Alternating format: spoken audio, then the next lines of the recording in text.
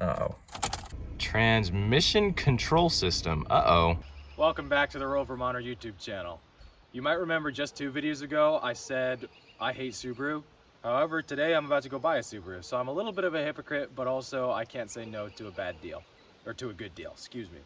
Anyway, we're going to be taking Toad today because she's been in the background a little bit. I've been using it. I had to tow Jeb's Suburban when he broke down once, and I've taken it around town with the Beetle and whatnot. But you guys haven't seen much of Toad around, so I want to show you that she's still in action, still going strong at 340,000 miles. It's a little cold today, like 52 degrees, so we'll see how she cold starts. Should be good though, you know.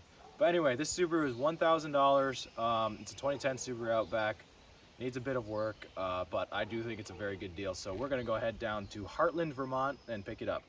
So let's see how Toad fires up on this chilly morning.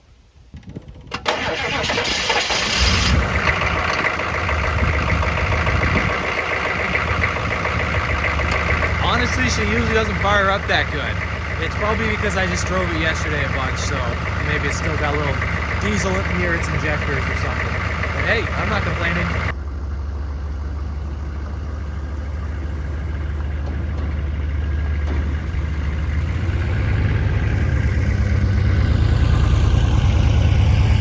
All right, we got Toad loaded up to the trailer.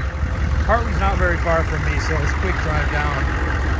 Which is nice because Toad hates interstates, doesn't go faster than 55 with the gearing that I have in it. So that's good. Anyway, we're out of here. So here we are. This is where the Subaru is. It's called Dave's Skunk Hollow. Pretty cool spot up here in Heartland, Vermont. I just gotta find it now. There it is. It's all the way down the road, but here's where it's located. Let's go see if it starts. Looks pretty nice.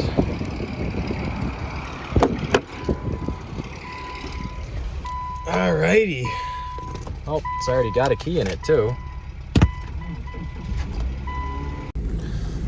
Broken windshield. Seems to drive all right though. So I'm using wooden ramps and the odds of them breaking are very high, but let's just see what happens.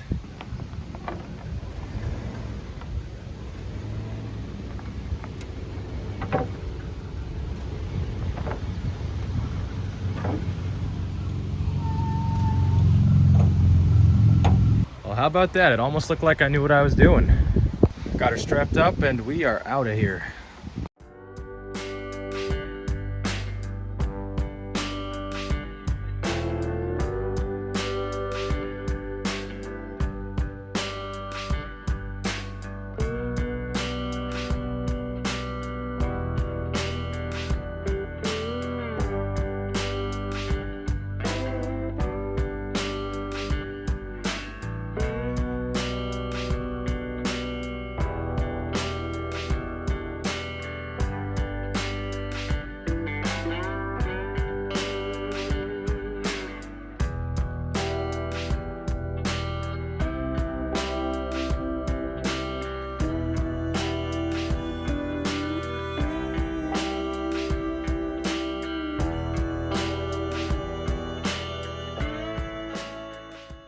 Made it back home. Toad did excellently. A little slow up some hills, but that's okay.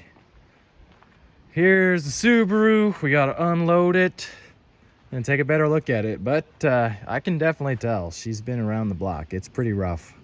Well, everybody, here is the Subaru. First thing I want to do with this, now that we got it off the trailer, is check to see what that engine light code is for.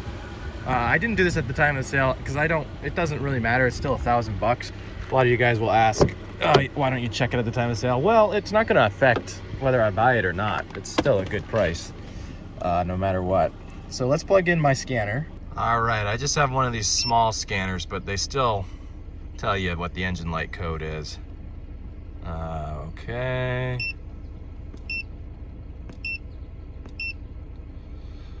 Oh my gosh, they have 5 of them. Uh-oh. Okay, misfire. Transmission control system. Uh-oh. Cylinder 4 misfire. Cylinder 3 misfire. Cylinder 2 misfire. Cylinder 1 misfire. So we got 4 cylinder misfires and a transmission control system. Now, this car doesn't seem to have a misfire. It runs well. You guys can write in the comments what those might mean, because I'm not sure yet. I don't work on Subarus that much. So what I'm gonna do for those engine codes for now is clear them and see which ones come back. Maybe it's just like a weak battery that's causing it, because when I first started the car, every single dash light was on, and then once the battery charged up a little bit, it went off. Because I really don't understand how it can be misfiring on every single cylinder right now, unless the timing is off or something. But of course I got to Google it, do some research to see what's up with it. But yeah, it's only a 4-cylinder boxer, and apparently every single one is misfiring. As I previously said a couple videos ago, I had a title that was "Why Do I Hate Subarus?" And in that video, I couldn't really find the reason why I hated them. It seemed to be more of just like a bias that I had. But after I published that video, I figured out why I hate Subarus.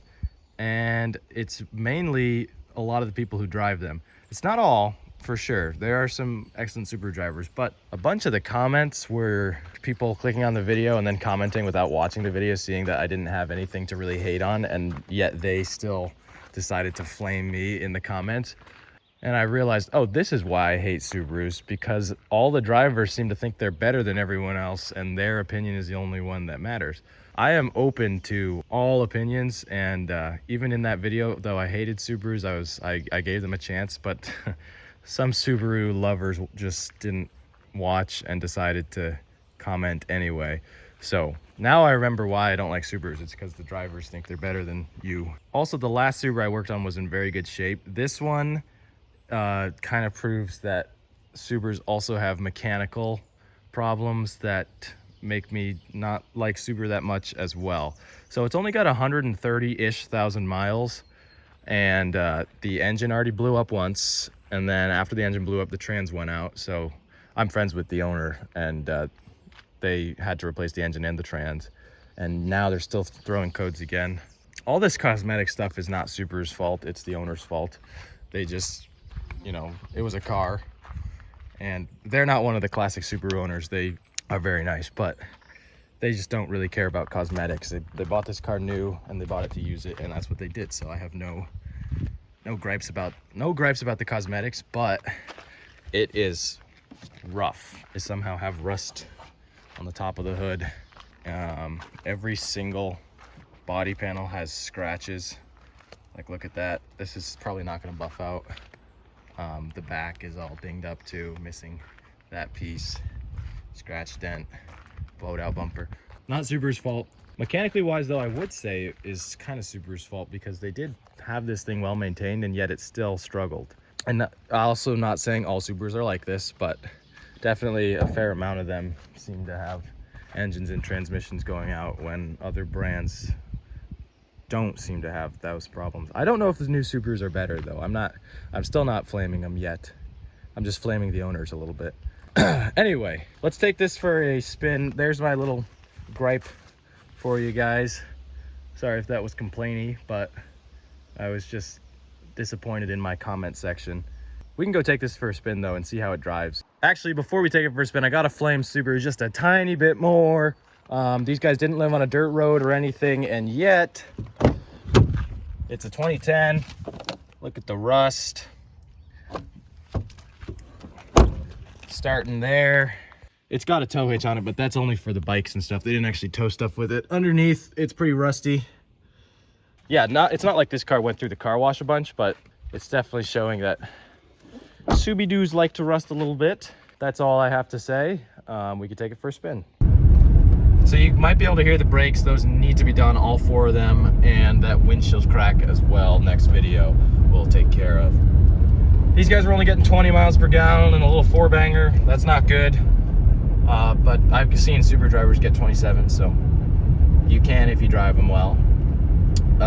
It's got a power steering whine for sure, which I guess you can't hear while I'm driving, but it does have that whine. Transmission is new and it feels really good. I'll floor it here for a sec.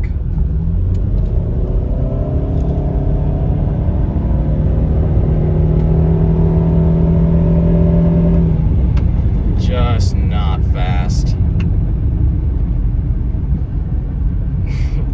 But it's smooth. The CVT is smooth. It's just so sluggish. It's like crazy sluggish. I did clear that engine light code. We'll see if it comes back on. Anyway, that's about test drive for this Subaru. Let's go ahead and bring it back and finish this video up. Let's turn it off and see if the engine light came back on yet. Oops. Uh-oh. What did I just do? I don't know what I just did, but I don't know. That could be my fault. Anyway, engine light's not back on yet. Hopefully it doesn't give me problems starting in the future. Let's just test that one more time. Key out. Okay. I don't know. So despite that little scare of it not starting there, it does sound like it runs well. It only rattles when you accelerate. It's a good price for this car, $1,000. Thank you to my friend for giving me a very good deal. Definitely gonna need some work next video, so stay tuned. So thanks for watching this video, guys, and I will see you next week with the repairs on this Subaru.